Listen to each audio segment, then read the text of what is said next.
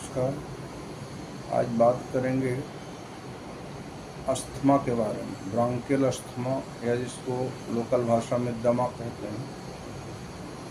दमा क्या होता है, कितने प्रकार का होता है, क्यों होता है,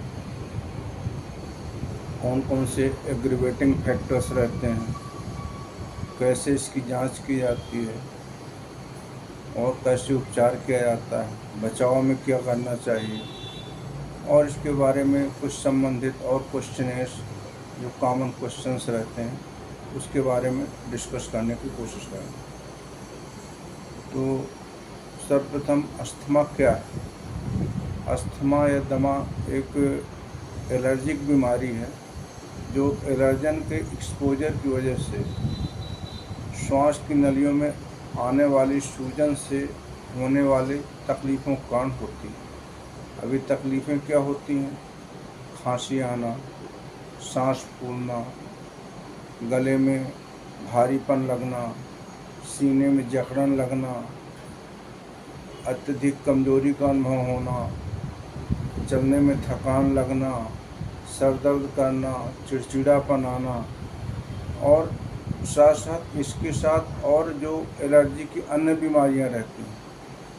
कई बार बीमारी के साथ में अन्य एलर्जी भी रहती हैं, जैसे एलर्जिक राइनाइटिस, नाक से पानी आना, गले में खराश बने रहना, एक्जिमा का होना इत्यादि। इन सभी के लक्षण साथ साथ इसके बाद इसकी वजह से होने वाले कॉम्प्लिकेशन के कारण होने वाली तकलीफ़ें, जैसे अस्थमा धीरे धीरे बढ़ने में हार्ट के ऊपर असर करता है। कार्पल्मोनियल नामक बीमारी हो जाती है, उसमें हार्ट फैल जाता है तो शरीर में सूजन भी आने लगती है, जीभ नीली पड़ने लगती है। ब्लू ब्लॉटर्स कहते हैं, ब्लू ब्लॉटर्स, पिंक पफर्स ऐसी बीमारियां कहलाती हैं। तो शरीर नीला पड़ने लगता है, चेहरा नीला हो जाता है इत्यादि। तो ऐसे बहुत सारे लक्षण हैं जिसके बारे में बीच बीच में डिस्कस करेंगे।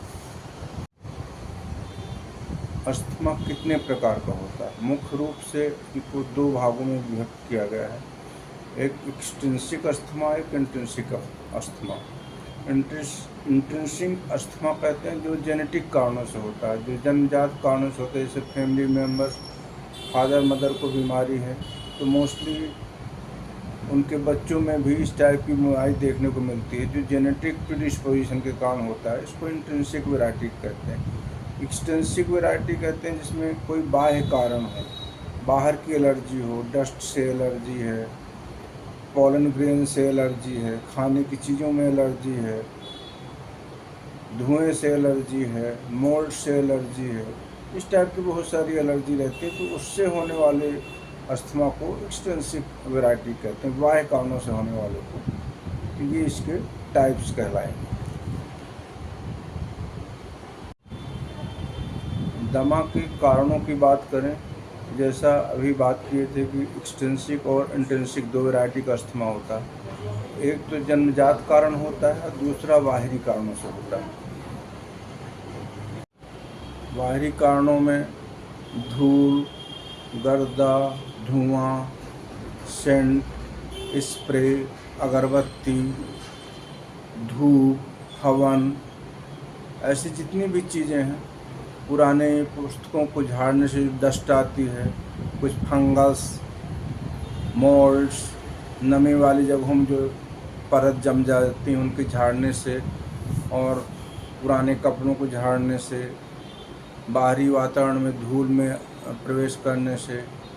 इसके अतिरिक्त खाने की चीज़ों में ठंडी चीज़ें, खटाई युक्त चीज़ें, अचार, कुछ प्रिजर्वेटिव युक्त चीज़ें या चिप्स, कुछ और बहुत सारी चीज़ें जिसमें प्रिजर्वेटिव्स रहते हैं, इनके उपयोग से। फिर फ्रिज के आइटम यूज करने से, बर्फ़, आइसक्रीम या cold water, fridge cold water, ice cold water, इनके प्रयोग से भी कई बार ये दमा प्रेसिपिटेट हो जाता है। फिर बहुत सारी दवाइयों से एलर्जी होती है लोगों को, उनसे भी। कुछ खास ग्रुप की दवाइयाँ जैसे खासकर एस्प्रिन, डिस्प्रिन, इनसे एलर्जी रहती है। लोगों को एनाल्जेसिक से एलर्जी रहती है, बहुत लोगों को एंटीबायोटिक से एलर्जी रहती है, सल्फा ड्रग्स से। उसके अलावा कुछ हार्ट की दवाइयाँ प्रिसिपिटेट करती हैं, जैसे बीटा ब्लॉकर्स, इनको लेने से कई बार दमा प्रिसिपिटेट हो जाता है। तो इस तरह से ये बहुत सारे कारण एक्सोजेनिक रहते हैं, जिससे बाह्य कारण रहते हैं, जिनसे अस्थमा प्रिसिपिटेट हो सकता है। अब अस्थमा की जांच कैसे करें, कैसे पता करें कि ये व्यक्ति को अस्थमा ही है? तो एक ख़ास बात ध्यान देने की, इससे मिलती जुलती दूसरी बीमारी रहती है COPD, ऑब्स्ट्रक्टिव एयरवे डिसीज, और अस्थमा। दोनों में फ़र्क ये रहता है कि अस्थमा रिवर्सिबल रहता है, बहुत तगड़ा सांस फूलने लगेगी, बहुत तकलीफ होगी, लेकिन दवाइयों के बाद ये रिवर्स हो जाएगी, एकदम कंप्लीट नॉर्मल जैसा हो जाएगा। बहुत सीरियस अटैक रहेगा, लेकिन दवा लेने के बाद एकदम ऐसा हो जाएगा जैसे पहले कुछ रहा ही ना हो। इसके कंट्रास्ट में COPD में राहत तो मिलेगी, लेकिन आप जैसे ही दवा बंद करोगे तुरंत तकलीफ फिर से होने लगेगी। तो उसके चेंजेस परमानेंट रहते हैं, इसके चेंजेस रिवर्सिबल रहते हैं। फिर इसमें एलर्जी, क्योंकि किसी खास एलर्जी से होती बीमारी, तो लोगों को पता रहता है कि हम इस चीज़ के एक्सपोजर में आए तो हमारी तकलीफ बढ़ गई। तो लोगों को, किसी को दवाइयों से होता है, किसी को खाने के आइटम से होता है, किसी को चावल से हो रहा है, किसी को खटाई से हो रहा है, किसी को डस्ट से हो रहा है, किसी को स्प्रे से हो रहा है, किसी को सेंट से हो रहा है, किसी को अगरबत्ती से हो रहा है। तो जिस व्यक्ति को जिससे हो रहा है तो वही कारण है उनके बीमारी का, तो लोगों को उसको अवॉइड करना चाहिए। पर अधिकतर क्या देखने में आया है कि जो एलर्जी होती है वो एक फैक्टर से न हो करके, जिसको एलर्जी होती है तो कम से कम 20-30 फैक्टर रहते हैं, 20-30 चीज़ें ऐसी रहती हैं। पॉलन ग्रेन्स, फ्लावर्स के पॉलन ग्रेन्स जो वातावरण में रहते हैं, उनसे एलर्जी रहती, तो उससे बच पाना बड़ा मुश्किल काम हो जाता है। फिर भी जितना बचाव किया जा सके, जैसे भी बच सके, यदि लोगों को ये एहसास हो जाता है कि फला चीज़ से हमको दिक्कत हो रही, तो उसको अवॉइड करना चाहिए। तो एक तो इसका कारण जानने की कोशिश, दूसरा इसका इम्पैक्ट बॉडी में कितना है, फेफड़े में कितना प्रभाव डाली, इसके लिए एक जांच होती है स्पायरोमेट्री। स्पायरोमेट्री में जांच की जाती है, इसमें FEV1 और टोटल लंग कैपेसिटी उससे पता चलती है, और उसमें ये देखना रहता है कि ये फिगर्स इनके नॉर्मल में आ रहे हैं, एबनॉर्मल आ रहे हैं, या परमानेंट डैमेज होना चालू हो गया है। और यदि कम आ रहा है तो क्या वो रिवर्सिबल है, यदि फैक्टर्स उसके जो वॉल्यूम है, लंग वॉल्यूम से यदि कम आ रहे हैं और दवा लेने से इम्प्रूव हो जाते हैं तो अस्थमा के फेवर में, और यदि इम्प्रूव नहीं होते तो वो COPD के फेवर में। तो इस तरह से इसकी जानकारी ली जाती है। इसके अलावा अन्य टेस्ट हैं, जैसे पीक फ्लो मीटर। उसमें पीक फ्लो मीटर में देखते हैं कि लंग वॉल्यूम कितना नॉर्मल पीक फ्लो व्यक्ति 400 to 500 ml पर मिनट फ्लो कर पाता है, लेकिन किसी में ये काफ़ी रिड्यूस हो जाता है। तो इसका मॉनिटरिंग करने के लिए पीक फ्लो मीटर एक अच्छा इंस्ट्रूमेंट होता है जो रूटीन यूज में कर सकते हैं। इसके अलावा एसोसिएटेड कंडीशंस के लिए जांचें कराई जाती है, जैसे x-ray chest, ECG, allergy testing, sugar, और बॉडी पार्ट्स में इसका इम्पैक्ट तो नहीं है, तो बाकी रूटीन जांचें कराई जाती हैं। CBC, इस्नोफिलिया तो नहीं है, और lung function, liver function, kidney function, इन सब का आइडिया लिया जाता है, जिससे वो इलाज में सुविधा रहती है। पल्स ऑक्सीमीटर से ऑक्सीजन कंसंट्रेशन देखा जाता है, SpO2 लेवल कम तो नहीं हो रहा, जिससे ऑक्सीजन की आवश्यकता के बारे में समझ में आता है कि व्यक्ति को ऑक्सीजन देने की आवश्यकता है नहीं। इस तरह से different test just to support. बीमारी तो क्लिनिकल ही पता चल जाती है, लेकिन सपोर्टिंग एविडेंस जानने के लिए, सब स्टेटस जानने के लिए ये जांचें कराई जाती हैं।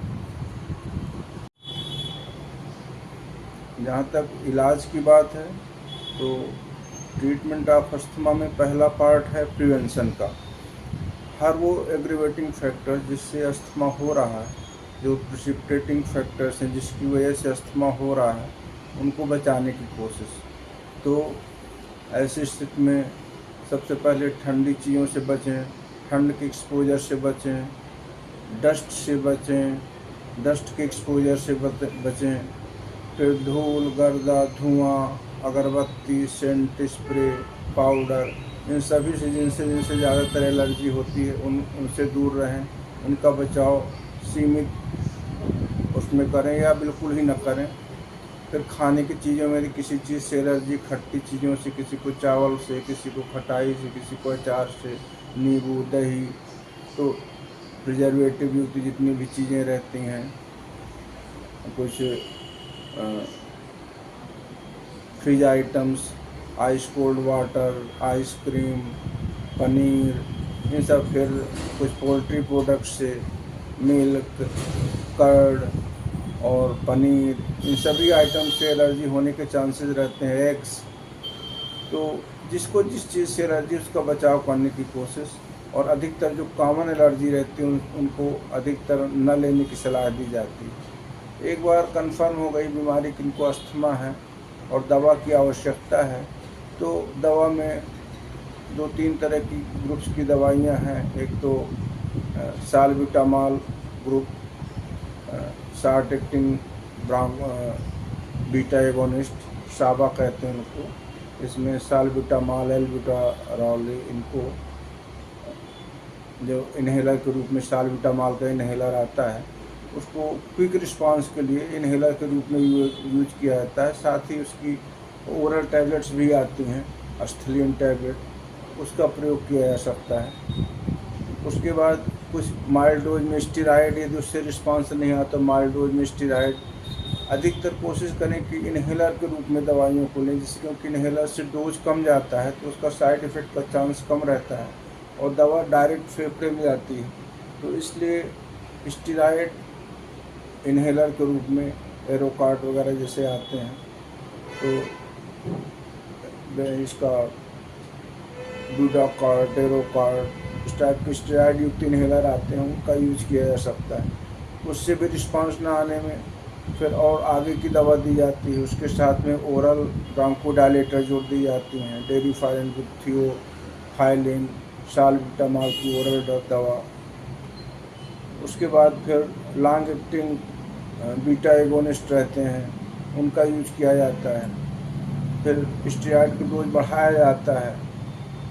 इसके बाद भी रिस्पांस नहीं आता, फिर इंजेक्टेबल ड्रग्स आते हैं और कुछ मॉन्टोल्यूकास्ट की दवा आती है, और एक आध दो फिर बाद में बायोलॉजिकल्स आते हैं। तो वो फिर डॉक्टरी सलाह के बाद ही उन दवाइयों को लेना चाहिए। वैसे भी सभी दवाइयाँ डॉक्टरी सलाह के बाद ही लेना चाहिए। तो एक जनरल आउटलाइन देने के लिए बताया जा रहा है कि आप लोगों को जानकारी रहे। अधिकतर लोग मरीज रहते रहते लगभग हल्की डॉक्टरी का ज्ञान रख लेते हैं, तो उनके लिए हेल्पफुल रहता है कि किस तरह से दवा को टाइट्रेट करना चाहिए, और बाकी डिटेल्स के बारे में अपने संबंधित डॉक्टरों से उसके बारे में चर्चा की जा सकती है। दवाइयों से आराम न मिलने में हॉस्पिटलाइज हो जाना चाहिए, जहाँ पर ऑक्सीजन के सपोर्ट के साथ बाकी दवाइयाँ नेबुलाइजेशन के रूप में दी जाती हैं। नेबुलाइजेशन, फिर इंजेक्शंस। अधिकतर कोशिश करना चाहिए कि नेबुलाइजेशन लेना चाहिए। इंजेक्शन की जगह नेबुलाइजेशन ज़्यादा प्रेफरेबल रहता है, सीधे फेफड़े में जाता है और रिएक्शंस के चांसेस कम रहते हैं। और लास्टली यदि कुछ भी रिस्पांस नहीं कर रहा तो उस स्थिति में फिर ऑक्सीजन के सपोर्ट में बाकी दवाइयाँ इंजेक्शंस के रूप में, थियोफाइलिन के इंजेक्शन, हाइड्रोकोर्टिसोन के इंजेक्शन, मिथाइल प्रेडनिसोलोन के इंजेक्शंस और प्लस ऑक्सीजन सपोर्ट, इस ढंग से मरीजों का इलाज किया जाता है। धन्यवाद। अस्थमा के मरीजों में कुछ योगासन की टेक्निक्स फ़ायदेमंद रहती हैं, खासकर प्राणायाम वगैरह, जैसे इसके अनुलोम विलोम और कपाल भारती बहुत ज़्यादा नहीं करना चाहिए। अनुलोम विलोम अच्छा है, प्राणायाम अच्छा है, और बाकी कुछ और टेक्निक्स रहती हैं, शवासन, फिर कुछ ब्रिज पोज है और कोबरा पोज है। ऐसे 2-3 आसन्स रहते हैं जो इसमें फ़ायदेमंद रहते हैं। उसके बारे में योगा की जानकारी रखने वाले लोगों से मदद ली जा सकती है। इसके अलावा कुछ खाने की चीज़ों में लोगों को डाउट रहता है, साहब चावल खाना चाहिए कि नहीं, खटाई खाना चाहिए कि नहीं। ये सही है कि इन आइटम से, चावल से है, खटाई से है, स्प्रे से है, इनसे एलर्जी ज़्यादा होती है। लेकिन ये आवश्यक नहीं कि हर व्यक्ति को उससे एलर्जी हो। बहुत लोग शुरुआत से चावल खाते आ रहे हैं, जन्म से खाते आ रहे हैं, 20 साल की उम्र तक खाते आ रहे हैं, फिर एकदम से उनको कहो नहीं चावल बंद या खटाई बंद, जो चीज़ वो खा रहे हैं उससे उनको यदि एलर्जी होती तो पहले भी एलर्जी होती। इसलिए उन चीज़ों को बंद करने का कोई औचित्य नहीं है। हाँ, यदि वो अनुभव करते हैं, कभी कभी ऐसा भी हो जाता है कि प्राइमरली एलर्जी ना होकर के सेकेंडरी एलर्जी, पहले आप उसी चीज़ को लेते रहते हैं तो कुछ नहीं होता, बाद में वही चीज़ आपको नुकसान करने लगती है। ऐसी परिस्थिति में उन चीज़ों को अवॉइड किया जा सकता है, जो खा करके डाइट से एक्सक्लूजन के जरिए जिसको आप पता कर सकते हैं। खासकर यदि डाइट की एलर्जी पता करनी तो पहले 1-2 आइटम 1-2 दिन खाएं, जैसे केवल दाल रोटी खाएं, और उसके बाद फिर एक एक आइटम ऐड ऑन करते जाएं। राइस ऐड ऑन कर दिया, देख लिया रिस्पॉन्स, यदि तकलीफ़ बढ़ रही है तो ना खाइए, तकलीफ़ नहीं बढ़ रही तो फिर खाना प्रारंभ कर दीजिए, कोई दिक्कत नहीं। इसी तरह हर आइटम को एक एक करके आप ऐड कर सकते हैं और डाइट में इंक्लूड या एक्सक्लूड कर सकते हैं। ठीक। दवा में धतूरे के बीजों को प्रयोग करना चाहिए। ये सच है कि धतूरा कोलिनर्जिक टाइप की दवा है जो दमा में फ़ायदा करती है, लेकिन धतूरे के बीजों की संख्या ज़रूरत से ज़्यादा होने पे पॉइजनिंग का रूप ले सकता है, इसलिए धतूरे के बीजों को लेने की सलाह नहीं दी जाती। हाँ, मेडिकेशन के रूप में, दवा के रूप में यदि आयुर्वेदिक प्रोडक्ट्स में यदि ये दवा मिली हुई है तो वो वेल एंड गुड, उसको यूज कर सकते हैं। आयुर्वेदिक दवाइयाँ भी पर्याप्त प्रभावी रहती हैं, उनमें भी वसाका, धतूरा, तुलसी, ऐसे कई पदार्थ हैं जो यूज किए जाते हैं और उनका प्रभाव अच्छा है। तो जिनको एलोपैथिक दवा सूट नहीं करती वो उसका प्रयास कर सकते हैं, उसमें भी राहत मिल सकती है।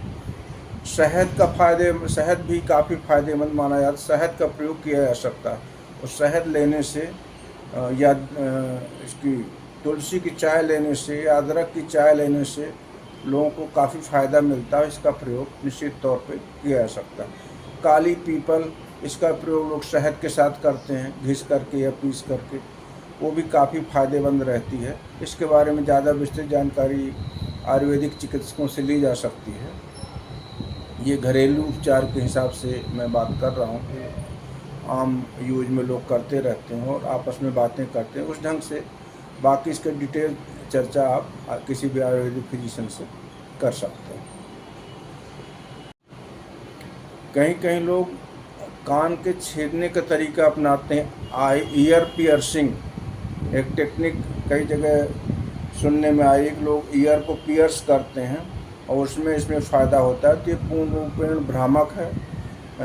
कुछ ऐसे केसेस मेरे पास भी जानकारी में आए थे इनके कान में धागा डाला गया था, लेकिन साथ में उनको एक प्रिस्क्रिप्शन दिया गया था जिसमें टैबलेट बेटनेसाल लिखी हुई थी। और बेटनेसाल एलोपैथिक की काफ़ी पोटेंट दवाई मानी जाती है, वो स्वयं भी अकेले के दम पे ही इसको ठीक करने की शक्ति रखती है। तो इस तरह से लोग भ्रामक तरीक़ों से भी कोई ऐसी टेक्निक अपना करके और साथ में स्टेरॉइड्स का यूज करते हैं, तो ये उस प्रक्रिया का फ़ायदा नहीं बल्कि उस बेटनेसाल या स्टेरॉइड की थेरेपी का कमाल है जो लोगों को फ़ायदा हो जाता है। इसलिए इन सब चीज़ों से बचें, क्योंकि उसमें लॉन्ग टर्म में स्टेरॉइड डिपेंडेंसी आ जाती है, मरीजों का शरीर फूल जाता है, चेहरा सूज जाता है और फिर बाकी दवाइयाँ फ़ायदा नहीं करती, बीमारी अत्यधिक सीरियस रूप ले लेती है और अन्य कॉम्प्लिकेशन होने लगते हैं। इसलिए इन सब चीज़ों से बचें। धन्यवाद।